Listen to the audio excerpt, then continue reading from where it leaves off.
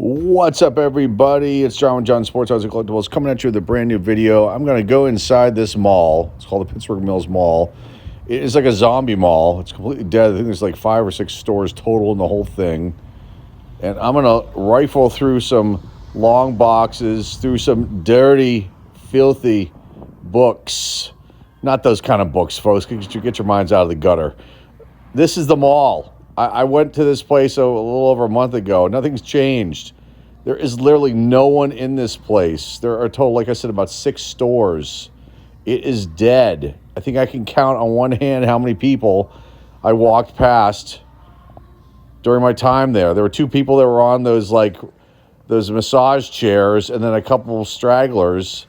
And I mean, you can see here I am walking down to the card shop, the collector's den. Because I originally went out here because I thought, well, let me give them a little bit of business. I'll film inside and, pick up something and showcase on the channel since I haven't really, picked up anything in a while. But I couldn't even do it. I went in there and it was just so depressing. And the woman that was working there inside the collector's den is behind plexiglass. I guess that's for protection. I mean, you can see there's nobody here at this place. This is so sad. There are major potholes on the roads outside too. In fact, I was dodging them left and right, trying to get to this place. On the roads back there. But and then I had to go through one so slowly. I thought I was going to pull my front end of my car off. Here's J.C. Penney's, vacant, empty. So this is kind of like a mall, one of those empty mall things. Here are the dirty books, folks. Here are the dirty, dirty books. Yes, we're going to rifle through these. I'm going to rifle through these. I was there for a couple hours. I did find some really cool ones, so I'm going to showcase those in a second. But again, the condition of these are not the greatest. It's just a shame they don't bag and board all their books. And here's just an example of one. So Guardians of the Galaxy, I guess 5. It looks pretty nice. And then you get down to the corners, you can see the wear on these corners. And, this is definitely a low-grade book in a sense. But, again, I can't pick up something like this. But let's get into the books right now. Hey, I'm back. It's time to look at some comic books. Not those dirty, filthy books like you think that I'm looking for. I put in the title intentionally to get you guys wondering what is going on here. It's a joke. But it worked on the first video, I must say. All right, so I picked up 5 comic books, and I'm going to show one at the end from the collection like I've been doing. They're all Bronze Age. Actually, this first one's a copper. Let me just add one last thing about this mall. It'll probably be the last time I film there because, this is the second time within the last month and a half, however long it's been since I was there the first time in a while filming. But that place, I don't know how long it's going to be there. I overheard a phone conversation that one of the employees at the New Dimension Comics was having. I guess a lot of people have been asking, and he was talking to somebody about it. And they don't even know. But it's a really bad state out there. There are literally there's 1, maybe 2 anchor stores. I don't know if Dick's Sporting Goods still there. There's a Macy's. I don't know if Joann Fabrics is still there. And then there's some furniture store, and then the comic book shop, and then the collector's den, and then there's some other weird shop there, and a jewelry store, and that was it that I saw. And the roads is like a minefield. It looks like bombs have gone off. Some of these potholes, these holes in the road are at least a foot deep.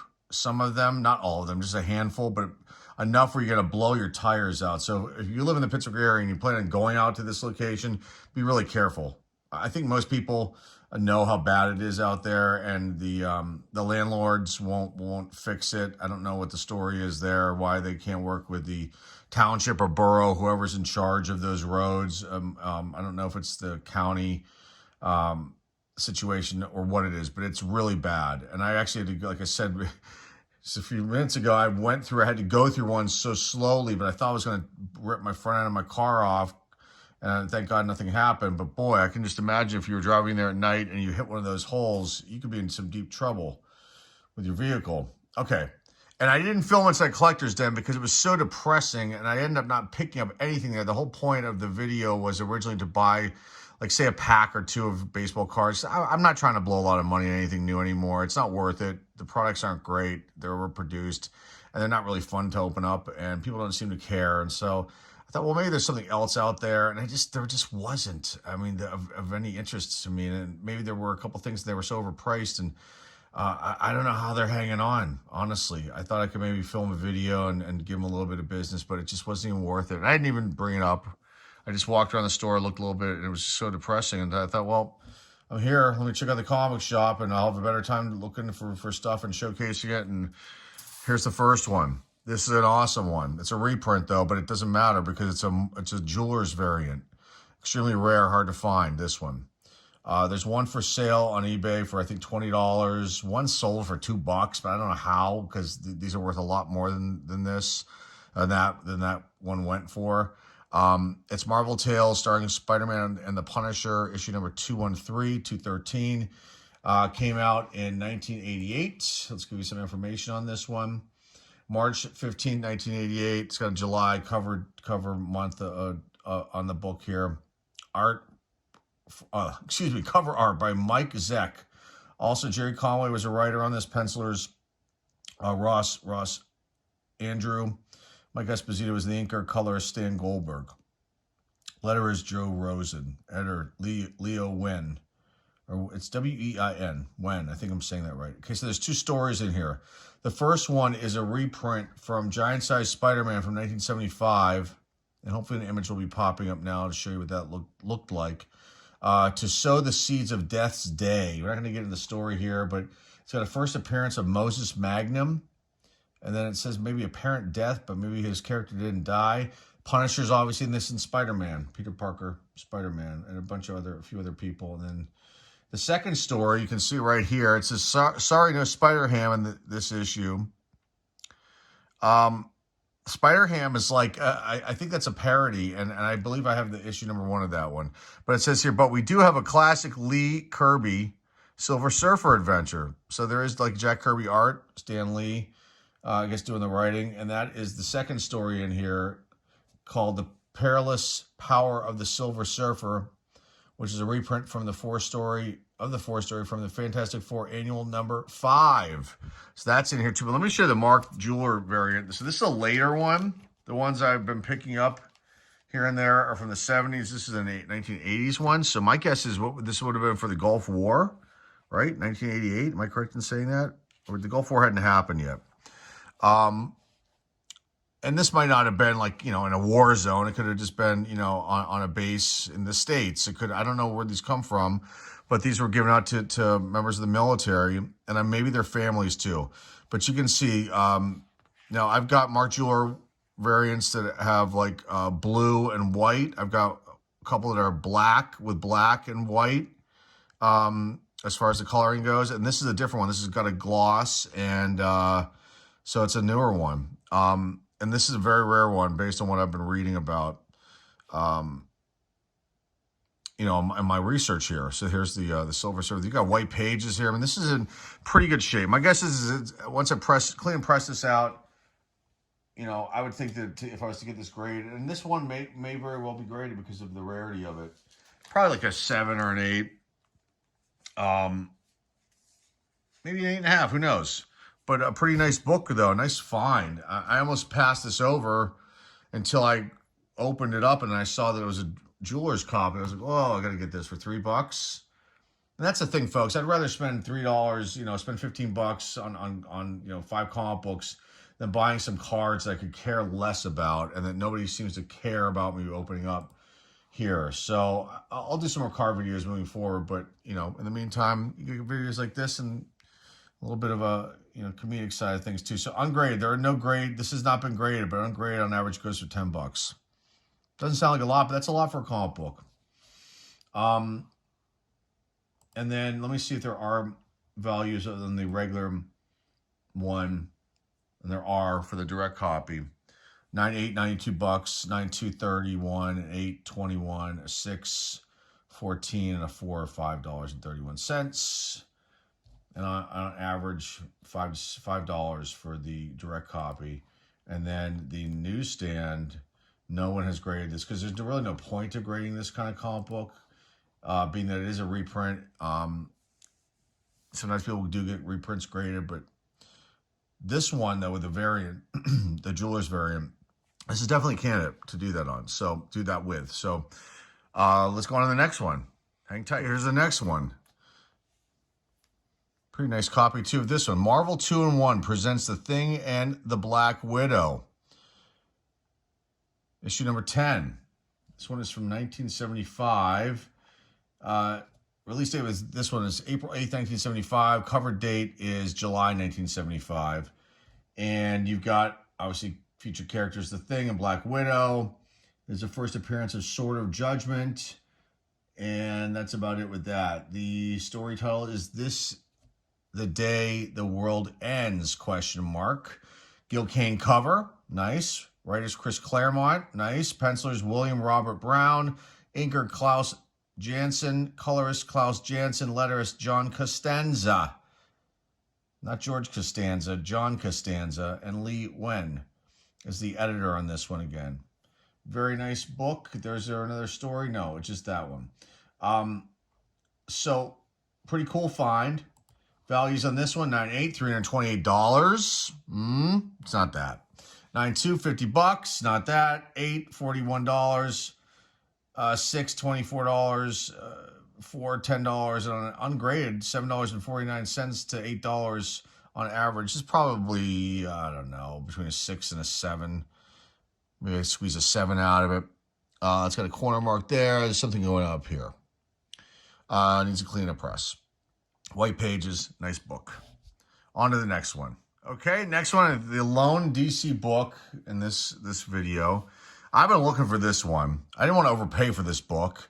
And, I was looking for, a book of this Claw the Unconquered #1 in semi-good condition. I come across this a lot, though, and a lot of times they're beat-up copies. And then you will find better copies, but then the LCSs are usually asking for more. So I was like, $3. I'm picking this up.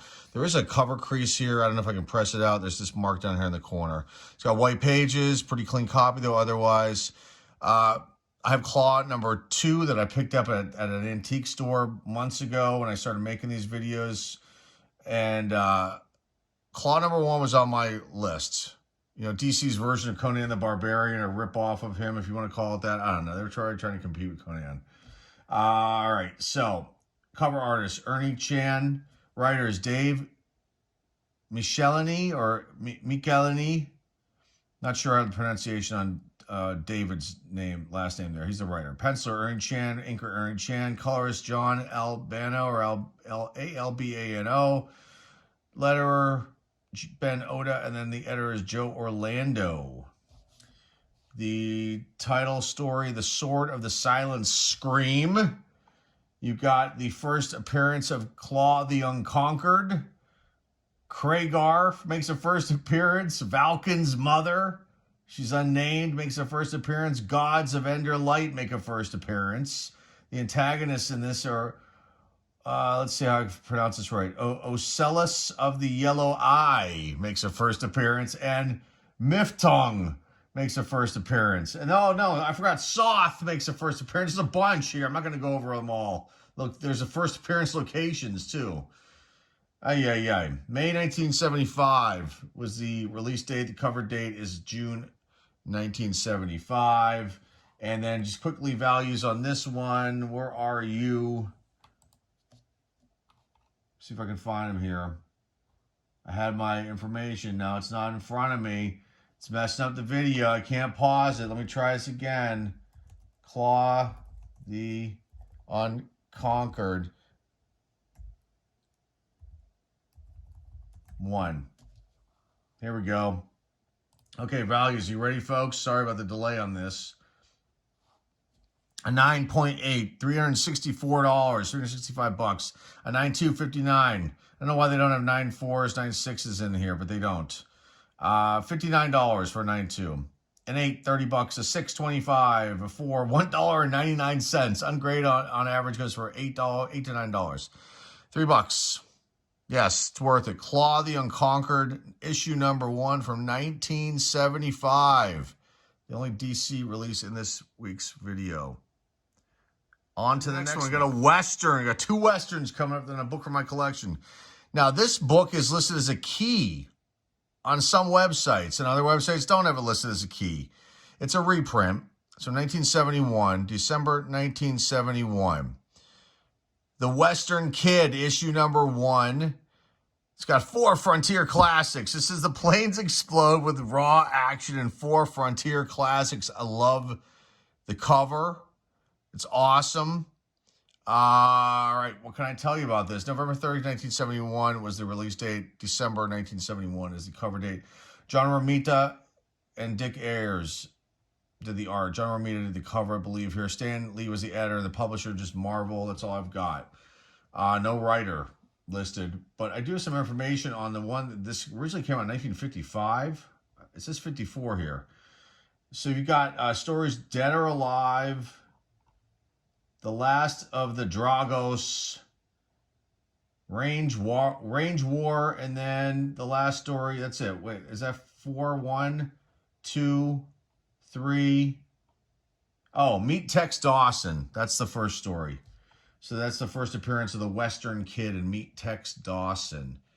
And yeah, John Romita did the cover. It says Stan Goldberg too. Did the original cover, not this one. And the original cover, kind of, the dog looks so nice in the original cover. I'll put a picture up. You can see what it looks like.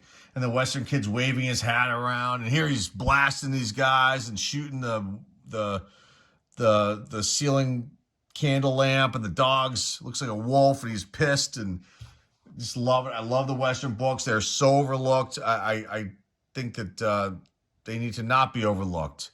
This is not a 9.8. Values are big on this one if it's a 9.8. Got some spine wear here, some spine ticks, discoloration. Something's going on here, foxing, or something's happening here. I'll try to clean this up the best I can. I'll see what I do with this book. Let me give you some prices on this one. A 9.8. $523 is not a 9.8. 9.2 $100, an 8 $55, a 6.30, a 4 $13, ungraded on average $8.77. Paid $3 for this. It's probably worth a little more than $3. I don't know what this would grade out as. I'm not going to speculate in this one. I got to clean this one up. The back's actually not bad. I think it's got white pages too. So the Western Kid. I mean, I'm not going to pass over a number 1. And then, you know, it could be it's some considered a key. So I don't know. But it's a cool one. And yeah, pretty nice one right there. Let's go on to the last book, and then we'll get the one. Here's the last one. A pretty nice copy of this book. This is a reprint too as well. And this one's a little odd. We'll talk about that in a second. Let me give you some information on the Outlaw Kid number 9. Just you know, you look at the original ones. They're from the 50s. The covers aren't as dramatic. This one's awesome. I just love this one. This looks badass to me. Okay, so let's give you some information on the current book, and then we'll get into the current information about this book, and then we'll get into the reprint stuff. So December 1971's cover date on this one. It's a reprint from the second story from Outlaw Kid number 8, which the image should be popping up. It's called Gun Law, and then there's also the second story in here. It says reprint of the 5th story from Outlaw Kid number 8. Is that it? Oh, no, there's 4 more stories. 3 more stories. 2 more stories, excuse me. And they're all reprints from Outlaw Kid number 8 and then Outlaw Kid number 7. The Gunman's Return, They're Turning Back. And that's it. Alrighty, let's talk about who worked on this one real fast. John Severin was the cover artist here. And then Doug Wiley was the penciler and inker. And it doesn't say who the writer is on this one. Let me just type in real quick. I'm doing all this on the fly instead of pausing this and coming back. Outlaw Kid 9. Let's just see if I can tell you who the writer is. Not that it matters per se, but I like to give that information out. All right, let's see. Here it is. Writer. No, doesn't have a writer. It just says editor Stan Lee. No writer listed. So you got Al Williamson, Doug Wiley, and John Severin did the cover. The other 2 guys did the art on this book. And what else can I tell you about this one? Before we get into values, I did notice this is weird to me. I don't know what this is, because you see Marvel Comics Group and the Outlaw Kid, and the spine's lined up right, but the cut's a little bit off. something happened here. And then I don't know if this is supposed to be on the side, and then this I don't know. I don't know if it's a production error or what the story is. Because I look at other images of this, and nobody has this. So, but the staples are lined up right, and it's not rolling. So I don't know if there's a production error, and this is supposed to be on the spine, this and this, and it didn't. Showed up here. So I don't know if that'll affect this if I ever do decide to get this graded. But I mean, white pages, the back is super clean. The front needs to be cleaned here, and then some general dry cleaning around here. And it's in phenomenal shape. I mean, little to no wear. I mean, the cover had no wrinkles on. There's nothing wrong with this book as far as just needs to clean. So LLK number 9. A 9.8, $418. 9.2, $83. An 8, $46. A 6, $26. A 4, $11. An ungraded on average, $5 to $6. Paid $3 for this one too. Nice find. I thought all these were really good finds. It was worth making the trip today. Kind of didn't want to do a comic book video, but I ended up doing a comic book video. So let me pause this and then we'll get into a book for my collection and wrap this long video up. All right, let's get into a book for my collection and wrap this puppy up here. This is from Continuity Comics. Continuity Comics. It's issue number 1 of Toy Boy. Yeah, no, a total oddball one. Neil Adams did the cover of this one. That's why I'm showcasing this. Neil Adams is a big, big name. What can I tell you about Toy Boy? We'll look at this book real fast, too. Young tech genius Jason Critter puts his robots and other inventions to use when his millionaire father is in danger, becoming then Toy Boy. When he sees his father making illegal arms deals, Toy Boy joins forces with his chauffeur, who's this guy right here, who just happens to be the superhero Megalith. I don't have much information on this book, price-wise, but I do have some information on who was involved with this. Let's get this out of the bag, move this in the board so it doesn't mess up anything. Let me just check real quick. It looks like a really phenomenal copy. It is. Just needs a quick press. Probably not even a clean. Very high grade. 9.2 probably. Maybe 9.4. Not a 9.8 because I never would think that I would get into that 9.8. I never have and probably never will. But at some point probably maybe send this in. Who knows? September 30th, 1988. So Copper Age book. You've got Neil Adams at the cover on here. Other artists are Lisa Berube, and then Mortimer Wynn, and then the editor was Christine Adams. I wonder if that's any relationship to Neil, maybe his wife? Not sure. Writer Neil Adams. Toy Boy, issue number 1. Let's take a quick look at this. I have never looked at this book. I purchased a lot of number 1s, and they would just go, into the bags with the boards, the bag and board them, and that was it. Nice white pages. Let's just take a quick peek here. A couple of the pages, nice artwork, nice stuff, very nice stuff. Won't get in the story too much. There's his dad, who turns out to be not good. There he's working with some robots. Let's go a couple more pages. I don't want to mess with this too much since it's never been looked at before. Bucky O'Hare promoting that release. Let's just stop there because I don't want to mess with the integrity of the book. Here's the back. Samurai number 1. I think I actually have that. Martial art comic books were kind of popular in the 70s, but they had these other comic book companies who come out with these samurai type books. That's a ripoff of Joker, if I could say so. Crazy Man. That's a total ripoff of Joker right there. And then there's just an ad here for Revengers number 3, and there's that Megalith Man character. I don't know anything about. This is probably the only comic book that I have from Continuity. So there it is. Toy Boy number 1. The only reason why I'm showcasing this is because it's a Neil Adams cover. It's definitely an oddball one. I don't think it holds tons of value. Let me just check real quick here on eBay to see if anybody's actually got this graded. I think it's only been graded 5 times. So it's not a book that everyone's rushing on. I got to grade my Toy Boy number 1. Let's see if there's anything even listed on eBay. Just raw copies of this book. And no graded copies listed for sale But on average, it looks like about $8 to $10. Let's see if any have sold, and then we'll wrap this one up. No, doesn't look like it. So there have been 5 graded. So maybe they were sold in different ways other than eBay. Maybe they were never sold. It does say 5 sales, though. Does it say 5 sales? 5 graded, and it doesn't say any sales. So 5 people have got this graded. 198, 196, 194, 190, 17.5. So my guess is this falls in between a 9.2 and a 9.6 if I was to get this graded. Who knows? You never know. Sometimes these weird books pop up and, you know, people, they get popular again.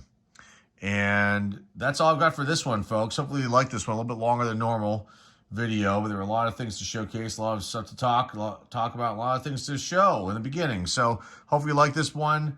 I'll be back soon with another video, and that's all I've got for you guys today. So thanks again for stopping by. So remember to like, subscribe, comment down below, share this video with your friends, family, and loved ones. Please share these videos with the comic book community. You know, not your typical comic book videos. And, you know, maybe people out there in the comic book community might like this kind of content. If they don't know about the channel or only think the channel only does sports cards based on the title, do other videos too, including these comic book videos. So if you're in the comic book community, you like what you see here, please feel free to share this video. Greatly appreciate it. That's all I've got for now, folks. Till next time, this is John with John Sports Collectibles signing off, and I will see everybody very, very soon. Take care.